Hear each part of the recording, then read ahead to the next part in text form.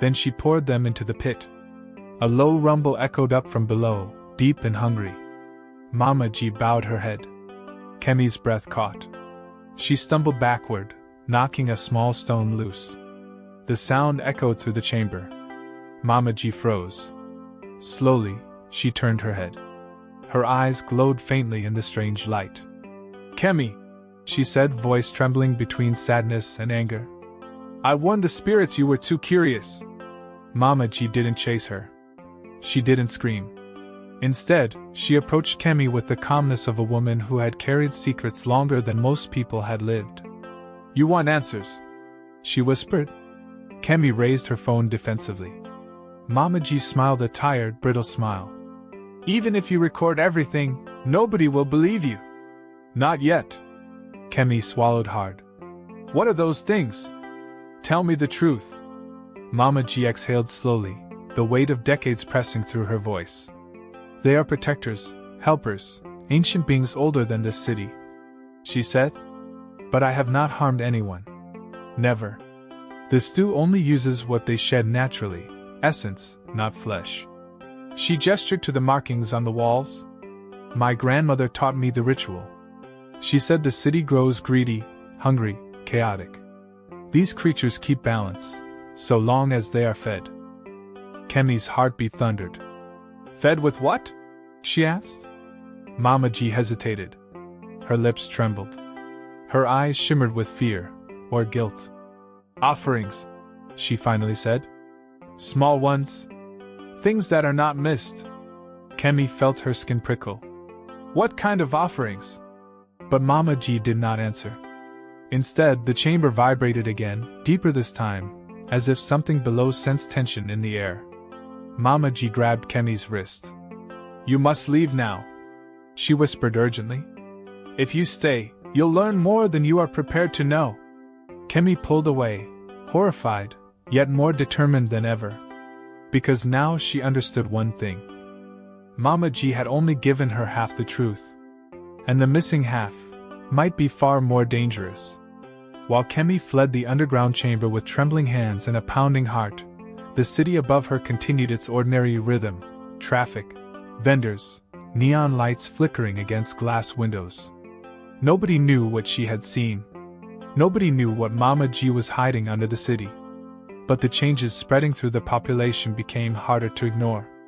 It started with small discomforts.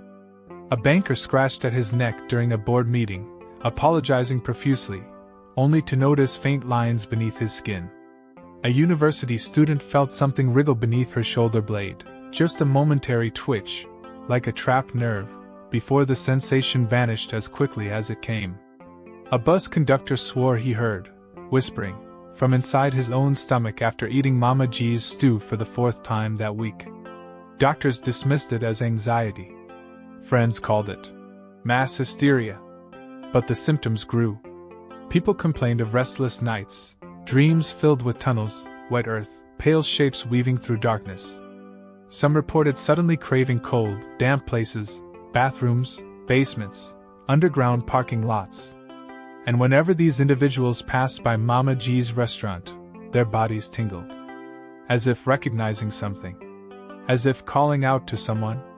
Meanwhile, Mama G watched them through her glass storefront, hands shaking behind the counter. She whispered prayers under her breath, asking the underground beings to calm themselves, to be patient, to remain hidden. But the creatures were restless. Hungry. Growing stronger. And they were no longer satisfied with small offerings. The night after Kemi's discovery, Mama G locked her restaurant early, a rare, unsettling sight that drew murmurs across the street. Customers, confused and disappointed, tapped on the glass. Some even begged her to reconsider. But she ignored them. She walked straight to the abandoned subway station. No shawl this time. No secrecy. Just fear and determination. Inside the glowing chamber, she knelt by the pit trembling. The creatures below responded instantly, shifting, writhing, rumbling like 1,000 hidden throats humming at once. "I have served you faithfully," she whispered. "I have brought offerings, tended your cycles, honored our pact. But you must remain hidden. The city is growing suspicious. A deep gurgling sound rose from the pit, disapproval. I will fix it, she pleaded. I will calm them. I will protect the balance. But you must not interfere with the people, not yet. The rumbling intensified. The walls vibrated. A thick, pale appendage, too large to be called a worm, too small to be called anything else, emerged briefly from the pit, brushing the edge like a warning. Mama G fell to her knees. Sweat dripping. Hands shaking. I understand, she whispered. I will do more. I will bring what you need. The glowing bowls flickered, dimming as though the chamber itself sighed. Mama G rose slowly, her fate sealed once more. She didn't see Kemi watching from the shadows. Recording. Listening. And realizing the city wasn't in danger because of an exposed secret, but because Mama G had promised something she could no longer afford to give. The next morning, Kemi gathered her recordings into a single investigative report. Hours of footage. Photos. Audio notes. She pieced everything together like a puzzle. Mama G entering the abandoned subway. The glowing underground chamber. The pit that rumbled like a living creature. The worms, large, pale, unnervingly aware. Mama G's whispered bargains. The promise of offerings. It was explosive. The kind of story that could shut down a business, spark citywide panic, and make headlines for weeks. But when she submitted the evidence to her editor, something strange happened. He watched the clips quietly, expression unreadable. He asked no questions. He showed no shock. When the video ended, he simply said, Kemi, these files are corrupted. What? No, they're clear. You saw it. He turned his monitor toward her. The footage appeared distorted, flickering with static, images dissolving into blurry shapes. The audio had transformed into slow, incomprehensible murmurs. It wasn't corrupted. It was altered. Someone, had interfered. Kemi rushed to check her backup drive. Corrupted. Her cloud storage. Empty. Even her phone, every underground clip had vanished. Only one thing remained, a single, 5-second recording of Mama G turning toward her in the chamber, eyes glowing faintly, whispering. Curiosity is a hunger, but hunger has a price. Kemi felt cold. Someone didn't want the truth exposed. And suddenly she realized. The fight wasn't just between her and Mama G, but between her and something far older, far stronger, and far more connected to the city than she'd ever imagined. By now, the city was buzzing with tension. Mama G's restaurant reopened, but something felt different. People didn't come just for the stew. They came because they felt pulled. Some arrived pale and shaky, insisting they needed to see Mama G. Others came weeping, unable to sleep until they touched her door. A few knelt in the street outside, pressing their palms to the pavement, as if feeling vibrations beneath. Mama G tried to turn them away gently. She knew what was happening. The beings beneath the city were reaching upward, calling to those who had eaten from their essence. The customers felt it too. One woman fainted at the threshold, body convulsing as she whispered, Something is calling me, from below. A man scratched at his arms until they bled, claiming he felt movements beneath his skin. A teenager screamed in terror because he woke up in his bathtub, no memory of climbing inside, water cold, clothes soaked. Mama G watched with tortured eyes. She hadn't meant for it to escalate this far. She hadn't predicted the being's appetite, or their impatience. But the city, the concrete, the pipes, the railway tracks, began to hum with a low vibration. A vibration only those who had eaten her stew could sense. They were being summoned. And Mama G knew the time was running out. If she didn't act fast, the city would learn the truth in the worst way possible. The truth, real truth, was not one Mama G wanted to tell. But denial no longer mattered. The worms under her wrapper, the cravings, the dreams, the citywide symptoms. All of it pointed toward an ancient story. And Kemi, relentless and trembling, cornered Mama G behind her restaurant one night. No more lies, Kemi said. No more half-truths. Tell me what you're feeding this city. Mama G's shoulders slumped. Her wrapper, once bright like a shield of confidence, hung heavily, its colors dimmed in the streetlight. You want the truth, she whispered. But the truth is older than me. Older than my grandmother. Older than this land. The air thickened as she spoke. These creatures, the ones you saw, they are not parasites. They are not monsters. They are ancient custodians of the earth, keepers of decay and renewal. They feed on what is dying and return it to life. Kemi frowned. What does that have to do with your stew? Mama G closed her eyes, tears gathering. The stew is not made from them, she said. It is made from what they leave behind, their castings, nutrients richer than any spice, any herb. It heals. It energizes. It changes people, slowly. But you promised them offerings, Kemi said. What offerings? Mama G's voice broke. They require energy. Life energy. Not death, but vitality. And the more the city ate, the more the beings hungered. Kemi stepped back, horrified yet mesmerized. And now? She asked. Mama G stared into the distance, eyes hollow. Now they are starving. And hunger makes them crawl upward. It began subtly, the kind of disturbance people blamed on construction work or faulty underground pipes. A faint vibration beneath the sidewalks. A gentle rumble under parked cars. Glasses jittering slightly on cafe tables. Nothing alarming, nothing obvious, just enough to unsettle the subconscious. But by midnight, the trembling grew stronger. Streetlights flickered in synchronized pulses, as if responding to a heartbeat under the asphalt. Dogs refused to walk near storm drains. Taxi drivers reported feeling the steering wheels twitch in their hands. People in high-rise apartments felt their floors vibrating softly, like something shifting, stretching, awakening far below. And those who had eaten Mama G's stew most frequently, the touched ones, felt the tremors more intensely. Their bones seemed to hum in harmony with the vibrations. Some clutched their stomachs, trembling. Others collapsed, whispering, "They're calling me. I can hear them. I can hear them." Meanwhile, Mama G stood alone on the balcony of her tiny apartment, overlooking New Lekita City's neon skyline. Tears streamed down her face as she watched the tremors ripple like invisible waves. She whispered to the wind, "I should have stopped sooner. But the city was hungry. And I wanted to feed it." Behind her, the walls creaked as the ancient beings stirred, their presence rising like steam from beneath the city's metal skeleton. Mama G felt their impatience. She had only one night left. One chance to stop what she had unleashed. While the city trembled, Kemi barricaded herself in her apartment, piecing together clues with frantic determination. She had lost her footage, but not her memory, not her instincts, and certainly not her courage. Spreading out papers across the floor, she connected everything. Old subway blueprints obtained from city archives. Abandoned sewer designs dating back to the colonial era.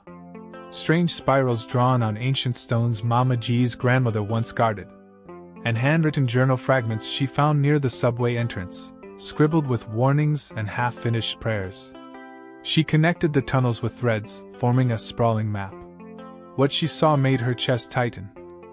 The underground pathways aligned perfectly with the places reporting the strongest tremors. And the center of the web, the point where all tunnels merged, was directly beneath Mama G's restaurant. Suddenly, Kemi understood. The beings weren't scattered. They were centralized. A hive. A colony. Growing, hungry, powerful enough to reshape the ground above. She felt a chill deep in her spine. The city wasn't just trembling because the creatures were awakening. It was trembling because they were moving. And judging by the direction of the vibrations, they were rising toward the surface. Kemi grabbed her bag, stuffed her notes inside, and ran toward Mama G's restaurant. She didn't know if she wanted to warn the city, or confront the woman who had fed it to monsters. Mama G reached the abandoned subway before Kemi. Her footsteps echoed urgently as she descended the hidden path, wrapper tied tightly, breath shallow with dread. The glowing bowls in the chamber flickered violently, as if reacting to her presence. Dust rained from the ceiling as the rumblings intensified. She approached the pit and froze.